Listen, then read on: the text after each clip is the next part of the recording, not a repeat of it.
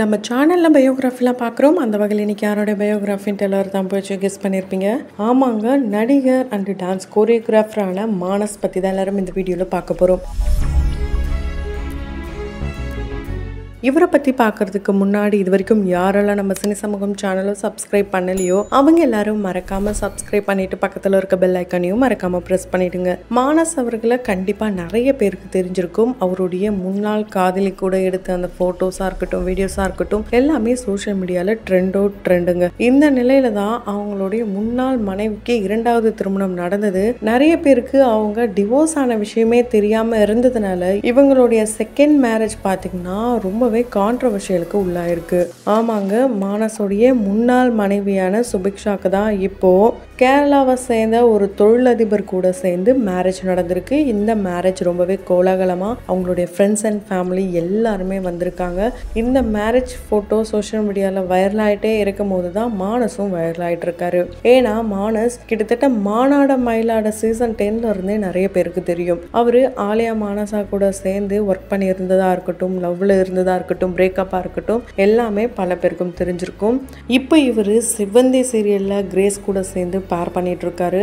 அது மட்டும் இல்லாமல் சக்திவேல் சீரியலில் இவர் லாயராகவும் நடிச்சிருக்காரு. ரஞ்சிதமே ஷோவில் இவர் பார்ட்டிசிபேட் பண்ணியிருக்காரு. அப்ளைன்ஸ் ஆட்ல இவர் நடிச்சிருக்காரு.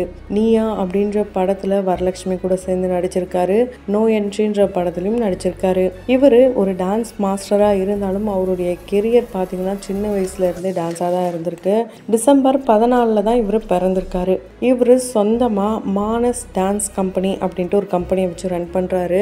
இது மூலயமா டான்ஸ் கிளாஸும் எடுக்கிறாரு. அந்த வகையில் வெஸ்டர்ன், கிளாசிக், சல்சா, ஃபோக், ஜாஸ், பேலி, ஹிப்ஹாப், சினிமாட்டிக், இது போல் நிறைய டைப் ஆஃப் டான்ஸை இவர் சொல்லி கொடுத்துட்ருக்காரு.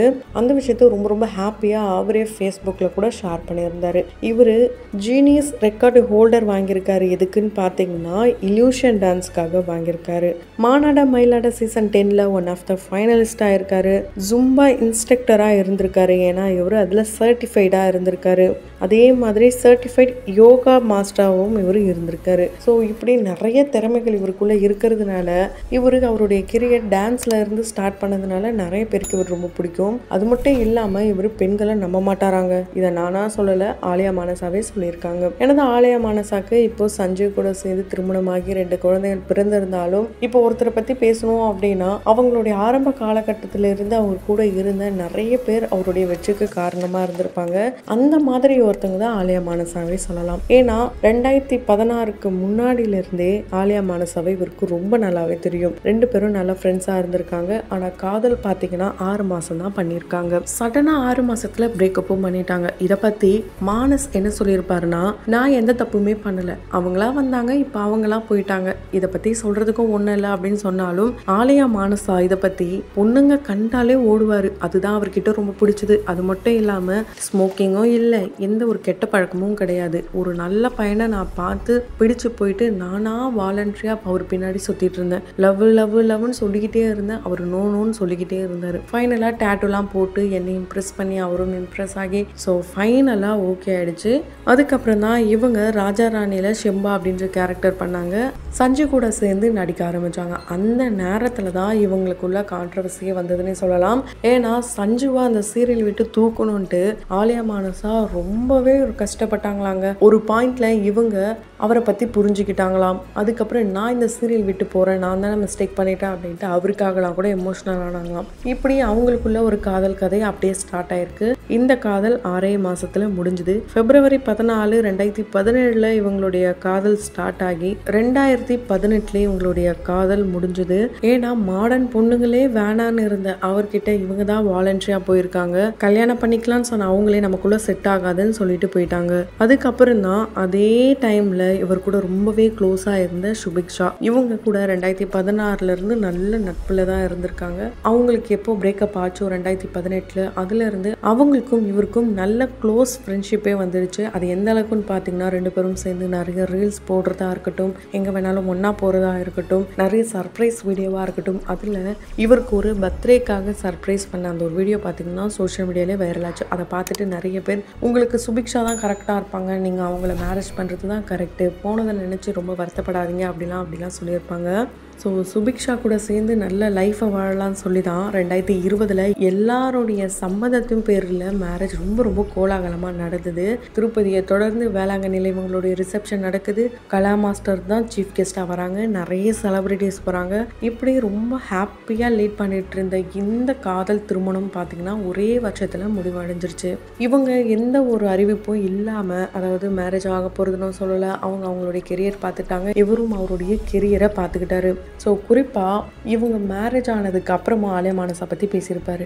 என்னன்னா, மானஸ் எந்த இடத்துலையுமே அவங்கள தப்பாக பேசியிருக்க மாட்டார். அது மட்டும் இல்லாமல் அவர் ஏன் இவ்வளோ நாளாக வெளியே தெரியாமல் இருந்ததுக்கான காரணத்தை சொல்லியிருப்பார். ஏன்னா 2 பேரும் சேம் ஃபீல்டில் இருக்கோம். அதனால தான் யாராவது ஒருத்தர் நம்ம ஒரு ஃபீல்டில் போகலான்னு நினச்சி தான் அவர் இந்த மீடியா பக்கமே வராமல் இருந்தாராம். அதுக்கப்புறம் ஆலியா மானஸாவே போனதுக்கப்புறம் நம்மளுடைய கெரியரை பார்க்கணும்னு நினச்சி தான் இவர் மூவி சைடில் போயிருக்காரு. ஸோ நிறைய வாய்ப்புகள் இவரை தேடி வந்திருக்கு. அந்த வாய்ப்புகளை நல்ல முறையில் பயன்படுத்திக்கிட்டாருன்னே சொல்லலாம். நிறைய படங்களுக்கு இவர் கோரியோகிராஃபராகவும் வேலை பார்த்துருக்காரு.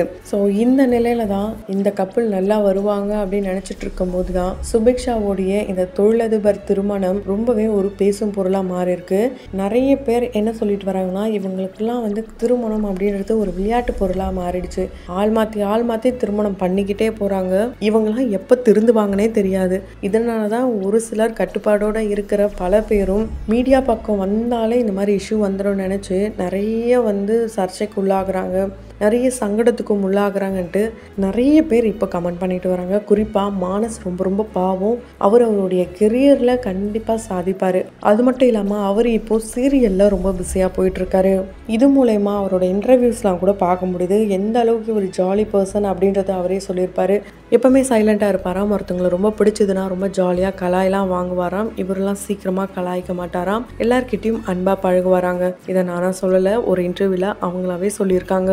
ஸோ எவ்வளோ நெகட்டிவிட்டிஸ் இருந்தாலுமே ஒவ்வொருத்தரும் அவங்களுடைய பர்சனல் லைஃப்பில் அவங்க எடுக்கிற முடிவு தான். அவங்க லைஃப்பில் என்ன கோ த்ரூ பண்ணுறாங்கன்னு அவங்களுக்கு மட்டும்தான் தெரியும். ஸோ அது தெரியாமல் தவறாக கமெண்ட் பண்ணுறது ரொம்ப ரொம்ப தப்பு. கண்டிப்பாக எல்லாருக்கும் ஒரு பாயிண்டில் இவங்க தான் அப்படின்னு முடிவாக இருக்கும். அந்த வகையில் மானஸ்க்கும் ஒரு பொண்ணு அமையணும் அப்படின்ட்டு பல பேரும் வாழ்த்துக்களை சொல்லிட்டு வராங்க. ஸோ நீங்கள் மானஸ்க்கு என்ன சொல்லணும்னு நினைக்கிறீங்களோ அதை கமெண்ட் பாக்ஸில் மறக்காமல் கமெண்ட் பண்ணுங்கள். தொடர்ந்து பயோகிராஃபிலாம் பார்த்து என்ஜாய் பண்ணணும்னு நினச்சிங்கன்னா உடனே நம்ம சினி சமூகம் சேனலை சப்ஸ்கிரைப் பண்ணிவிட்டு பக்கத்தில் இருக்க பெல் ஐக்கானையும் மறக்காமல் ப்ரெஸ் பண்ணிவிடுங்க.